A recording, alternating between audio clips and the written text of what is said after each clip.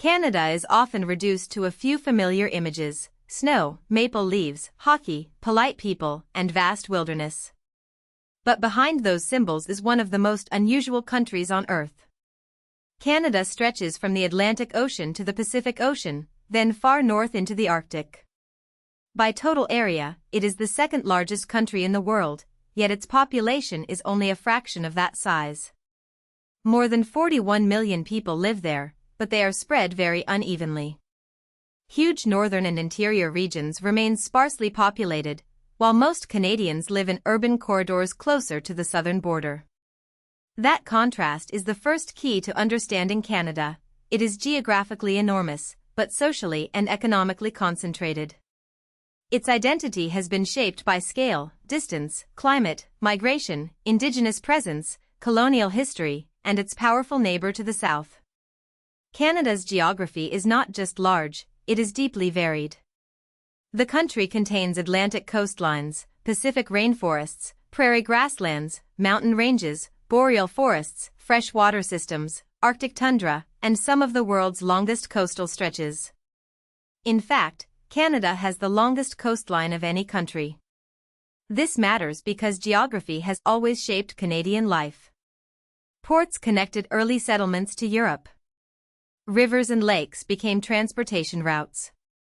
Forests, minerals, oil, gas, fish, and farmland helped build the economy. Climate also created limits.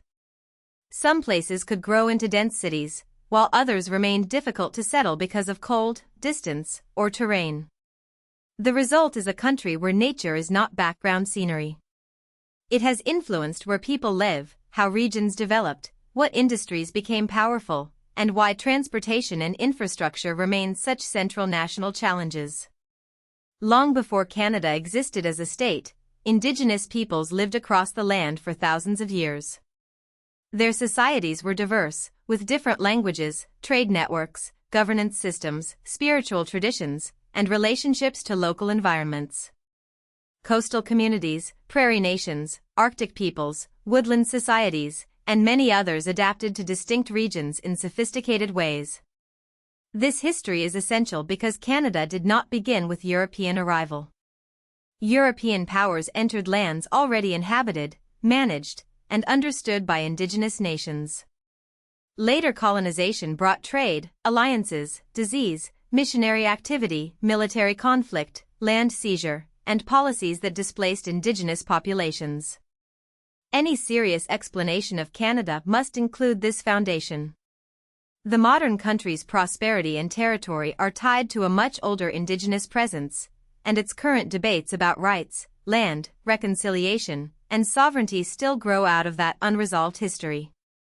European involvement in what is now Canada intensified from the 16th century onward. French and British expeditions explored and settled along the Atlantic coast and inland waterways. France built a colonial presence especially connected to the St. Lawrence River and fur trade networks, while Britain expanded its own claims and settlements. These empires did not simply draw lines on a map, they competed for resources, alliances, military advantage, and control of trade routes.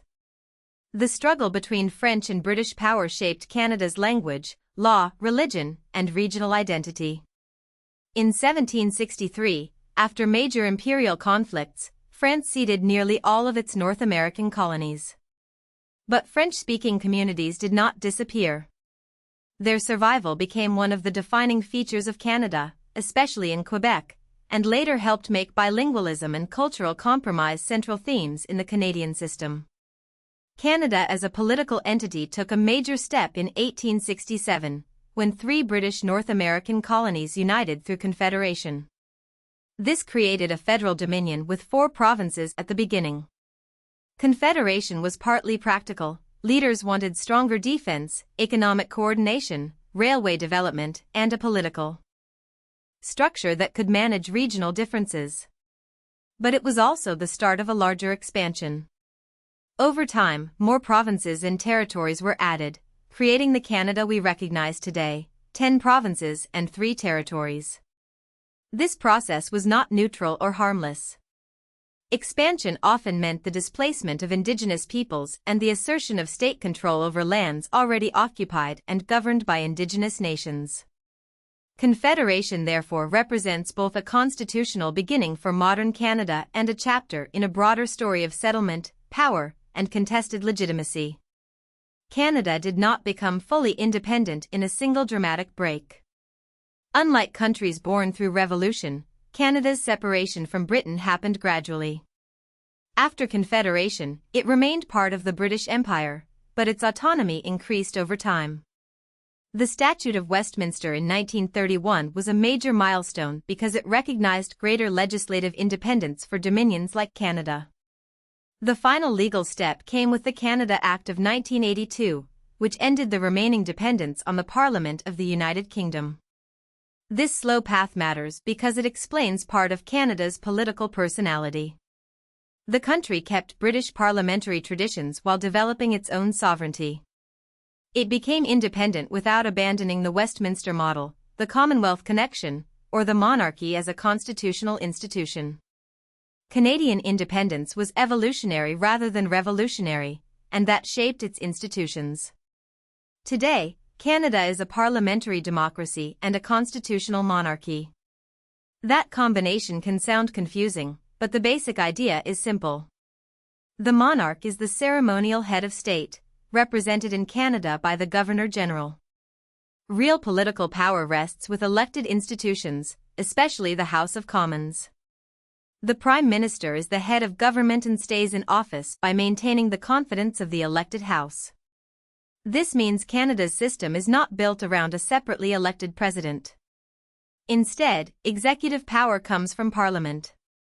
The system encourages party discipline, cabinet government, and elections that can reshape power quickly. It also links Canada to the broader Westminster tradition used in several Commonwealth countries. The monarchy is mostly symbolic, but the parliamentary structure has very real consequences for how laws, governments, and elections operate. Canada is officially bilingual at the federal level, with English and French recognized in national institutions. This is not simply a courtesy. It reflects the country's history of British and French settlement, especially the enduring importance of French-speaking Canada. Bilingualism is also one of the ways Canada tries to hold together different cultural and regional identities under one federal system. The French language is especially central in Quebec, where debates over language, autonomy, identity, and the future of the province have shaped Canadian politics for generations. At the same time, Canada is much more than a two-language country in daily life. Immigration and Indigenous languages add further complexity. Official bilingualism tells one part of the story. Canada is a country built through compromise, but compromise often requires constant negotiation rather than permanent settlement.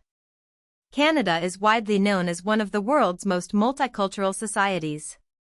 This reputation comes from large-scale immigration and from policies that present diversity as part of national identity. Cities such as Toronto, Montreal, and Vancouver show this most clearly. They are not just population centers, they are global cities shaped by migration, finance, education, technology, media, and international trade. Toronto is the country's largest metropolitan area and a major economic hub. Montreal carries deep French language and cultural significance. Vancouver connects Canada strongly to the Pacific world. This urban reality complicates the stereotype of Canada as mostly wilderness. The country does contain immense natural spaces, but much of modern Canadian life is urban, diverse, and internationally connected. Canada's demographic story is therefore not only about land, but about who arrives, where they settle, and how identity changes. Canada's economy is advanced, wealthy, and closely tied to both natural resources and global trade.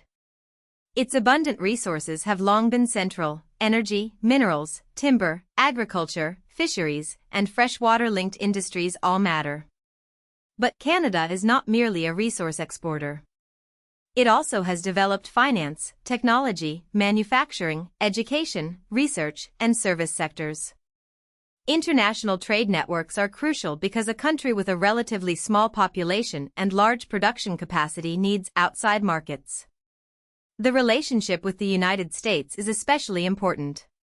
The two countries share the world's longest international land border, and their economies are deeply integrated. This brings opportunity, but also vulnerability. Canada benefits from access to the American market, yet it must constantly manage the risk of being overshadowed by a much larger economic and cultural power next door. Canada's relationship with the United States is one of the most important forces in its history. The border is peaceful today, but the closeness affects nearly everything: trade, defense, migration, media, energy, tourism, and political debate.